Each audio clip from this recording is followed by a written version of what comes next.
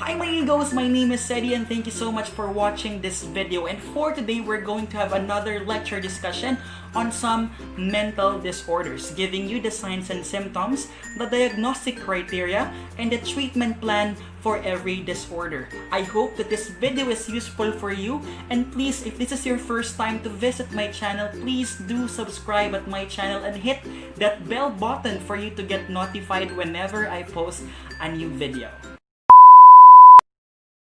Everyone, so right now we're going to have another discussion on one of the mental disorders, specifically bipolar disorders. So this is under the cluster of the mood disorders. So bipolar disorder recognizes three forms of bipolar disorders. We have bipolar 1 disorder, bipolar 2 disorder, and cyclothymic disorder. Okay, so ayun. So manic symptoms are the defining features of each of these disorders. Okay? Differentiated by how severe and long-lasting the manic symptoms are. Okay? These disorders are labeled bipolar because most people who experience mania will also experience depression during their lifetime. So basically, two poles. Kaya nga siya tawag na bipolar kasi po dalawang poles po yan. So depressive and pagiging manic. Okay? Manic yung pagiging sobra mong hyper. Okay? Depressive naman yung pagiging mong so much under sadness or that feeling of being so worthless or yung nasa under the dumps feeling ka. Ganon. Okay, so we're going to discuss a lot of things. Bipolar disorder, for its very definition, is known as manic depressive illness. It is a brain disorder that causes unusual shifts in mood, energy, activity levels, and ability to carry out day-to-day tasks. Okay? Alright, so symptoms. People with bipolar disorder experience unusual intense emotional states that occur in distinct periods called the mood episodes. So, madali ang nag-shift yung mood mo.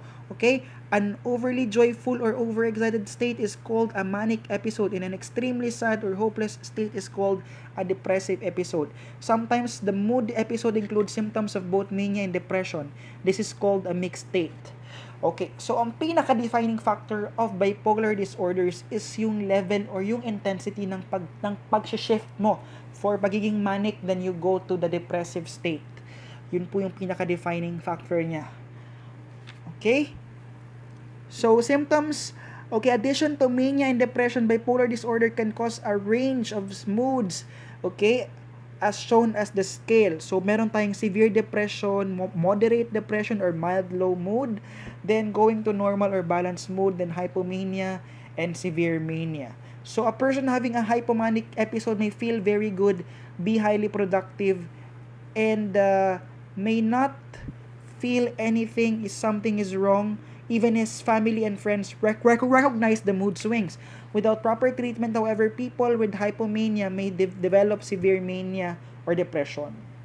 Okay? So, hypomanic episode ang tawag doon. So, the mood changes, okay, a long period of feeling high, alright, you're feeling so happy and extremely irritable mood agad, feeling agitated or feeling jumpy or wired.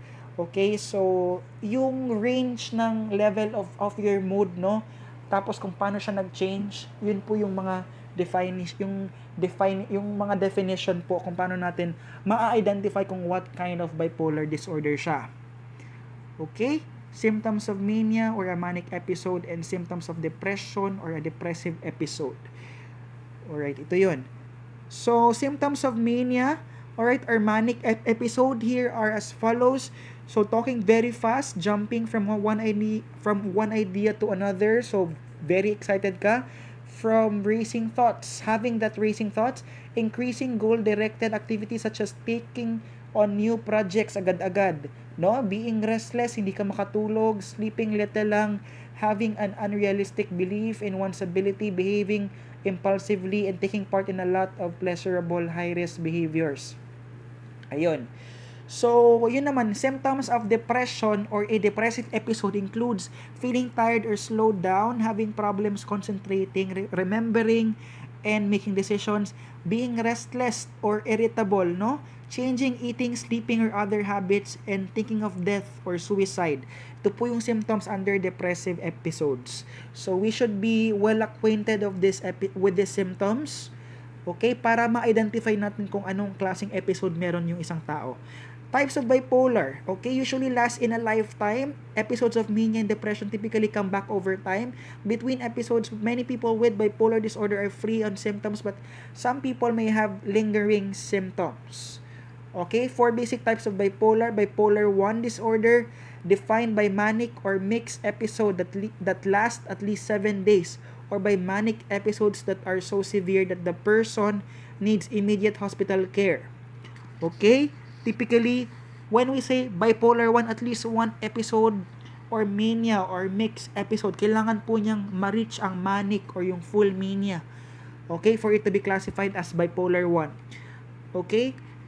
Alright, so next is bipolar 2 is defined by a pattern of depressive episodes shifting back and forth with hypomanic episodes but not full-blown manic or mixed episodes. So yun, we have defined it, hindi po siya umaabot ng full-blown manic. So hypomanic lang po siya.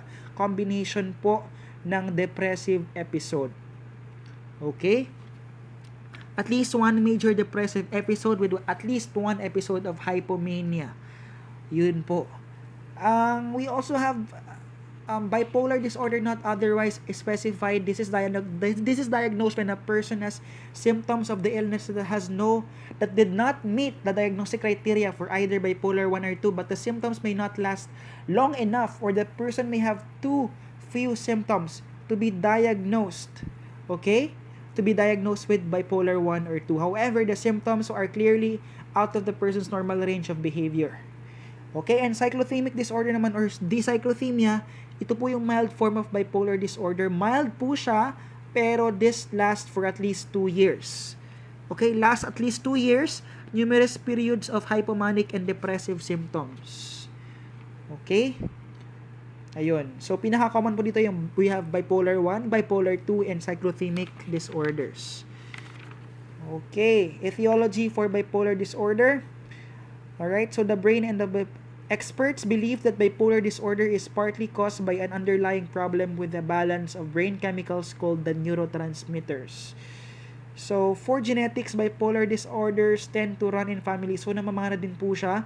Children with a parent or sibling who has bipolar disorder are 4 to 6 times more likely to develop the illness compared with children who do not have a family history of bipolar disorder. Okay? So, ayun. Sino yung at risk? Bipolar disorder often develops in the person's late teens or early adult years. At least half of all cases starts before the age of 25. Some people have their first symptoms during childhood, while others may develop symptoms late in life. Okay. So, seasonal affective disorder, ito po yung changes, sambod natin kapag sa mga changes of season, especially during fall and spring. Okay, so prevalence rates of 4 to 6% found more in northern latitudes.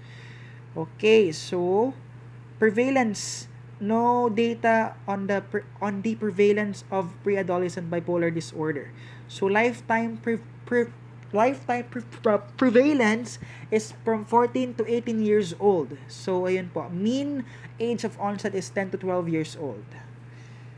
Okay, bipolar disorder affects men and women equally, as well as all races, ethnic groups, and socioeconomic classes.